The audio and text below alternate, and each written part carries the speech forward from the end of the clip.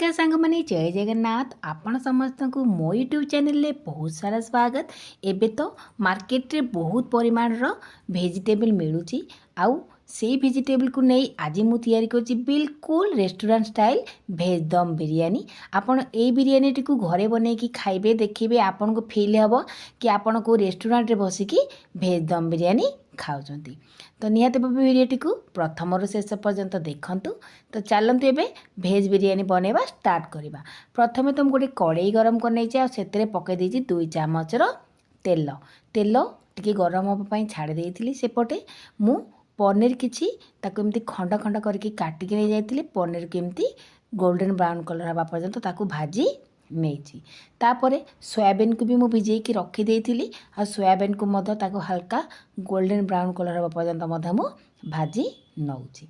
तो देखिए ताको काढ़ी आनली। तापरे मशरूम को भी मु काटिकी सेपरी नहीं जाइथिली। ताको मध्य हल्का टिके मु एमती भाजी नहीं कि ताको साइड करके रखीदेली। आपण मानकु देखौछि आज मु को को सब वेजिटेबल यूज करिछि।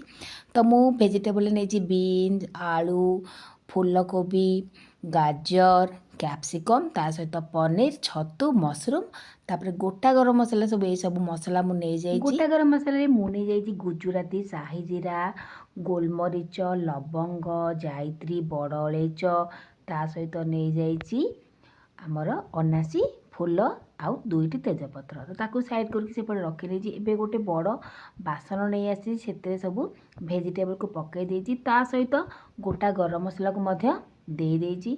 तापर सेते पकई देछि हाफ चामच जीरा पाउडर हाफ चामच धनिया पाउडर गोटे चामच काश्मीरी चिली हाफ चामच हल्दी पाउडर आउ स्वाद अनुसार लूण।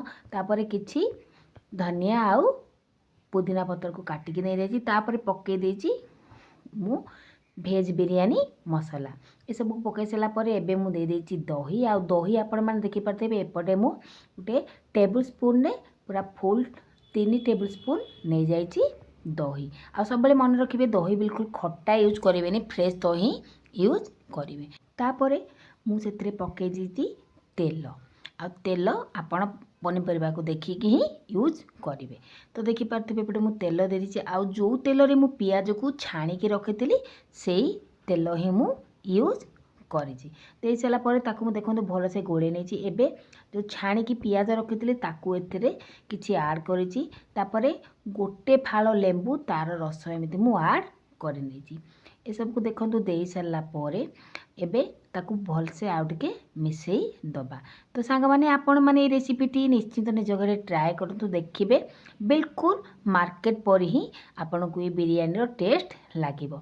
तापर से मु पकई हाफ टेबल स्पून अदा रसुण पेस्ट ये सब को पकई सारा पर ताको भल से मु देखो गोले नहीं। आउ ताको कभर करके पूरा अध घंटा पर्यंत मैरिनेट होगा छाड़ी देछि। ता भितर एपटे मु नहीं जाइछि गोटे ग्लास रो चाउल ताको एपटे देखो धोईकी नहीं आसी। मु बासमती चाउल यूज करिछि लॉन्ग ग्रेन वाला। ता भितर मु पानी गरम होगा छाड़ी देथिली। जेहेतु आम ए भात प्रिपेयर करवा तो राइस प्रिपेयर करने मु पानी गरम होगा छाड़ी देथिली। तापर से सब गोटा गरम मसला पकईदेली। तापर किछि लेंबूर स्लाइस पकईदेली। जो सब गोटा गरम मसला मु पनीपरिया को गोलिला बेले नहीं से सब गोटा मसला को मु एइथिरे पकईली। तापर लेंबूर स्लाइस दे सारा पर से 2 चामच पाखापाखि तेल पकईदेली। तेल पकवा द्वारा कौन हुए ना आमर भात गुड़िक परस्पर सहित चिपकेनी आ से खिला खिलाई बने। तापर से स्वाद अनुसार लुण पकईदेला। सब मन रखिए लुण टी अधिका क्वांटिटी देवे कारण आम भात टी भी गाड़ी माने जिते आम भात टी हो आम भात टी को गाड़ी दबा। तो से अनुसार आप अधिका लुण देवे। तो देखो एबे सब दे सारा पर भलसे गोली नेली आ कभर करके छाड़ीदेली।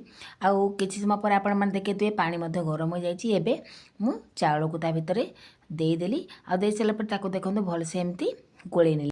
आउ ये भात टी को बेसी बिल्कुल कुक करेंगे 70% ही कुक करेंगे बाकी से दम रे ही सीझीज। एबे मु भात रे पकई देछि हाफ लेंबूर रस।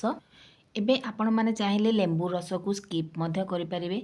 तो देखि पातिबे जो सब गोटा गरम मसला लेंबूर स्लाइस सब पकईली ताकू एमती मु ऊपर ऊपर काढ़ी आणुची। एमती काढ़ा द्वारा कौन हुए ना जो आम बिरयानी टी को खाइबा ये सब लगे पाटे तो बिल्कुल भल लगे। तो से सब एमती गरम मसला आउ लेंबूर स्लाइस को मु काढ़ी आनिली। एबे आपण माने देखि पारथिबे भात मोर 70% बिल्कुल कुक हो गलानी। आपण को हाथ रे भी मु देखौची।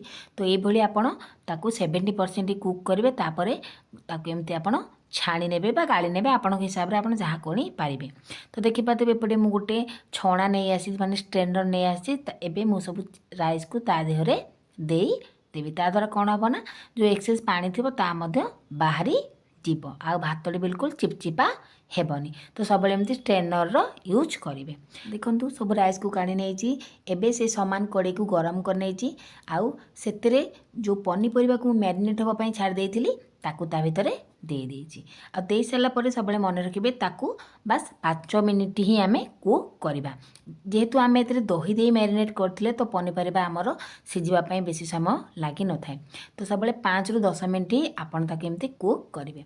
तो देखा तो एमती भलसे चलई माने भलसे मिसईदेली गोटे स्पाटुला सह एबे ताकू कभर करिकी पूरा 5 ରୁ 10 मिनिट छाड़देवी।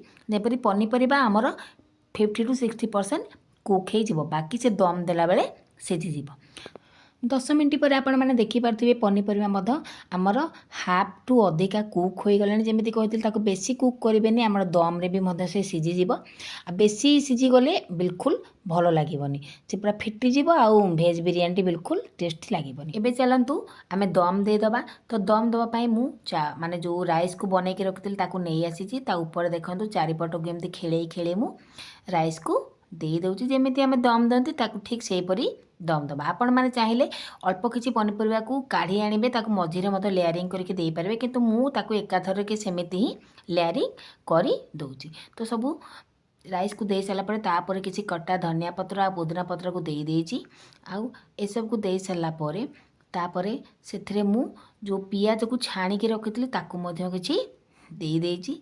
पियाज दे सारा पर एबे सेथरे पके देची 3टी कंचा लंका। आपण मैंने जदि चाहिए कंचा लंका मध्य स्किप करें सेटा ऑप्शनल। तो कंचा लंका को दे देची एबे सेतरे पके देची गोटे चामचर देसी गुआ घी ता ऊपर एमती आप देसी गुआ घी देदेवे तार फ्लेवर बहुत ही बढ़िया आसीबो।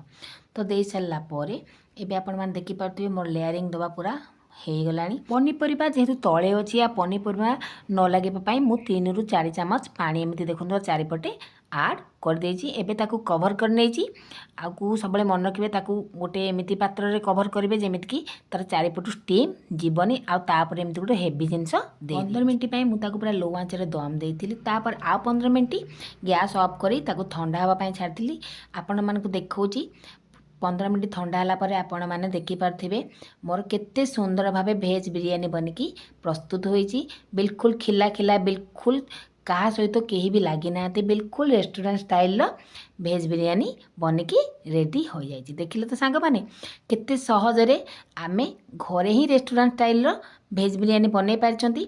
तो सांग माने ए वीडियोटी जदि भल लागला निहाती भावे गोटे लाइक करेंगे। चैनल जदि नुआ अच्छे चैनल को सब्सक्राइब करदेवे। आईभली बिरियानी बनईकी निज घर खातु किपर लगला निजर मतामत मते कमेंट माध्यम जनातु। भेज बिरियानी सहित मुझे सर्व कर देची रायता। तो सांग मैंने भेज बिरियानी सहित रायतार कॉम्बिनेशन किपर लगला निहाती भावे जणेबे। ये तो थिला भेज बिरियानी रेसिपी आपण मान सहित देखा गोटे नुआ रेसिपी सह गोटे नुआ वीडियो सह रहू सांग माने नमस्कार जय जगन्नाथ।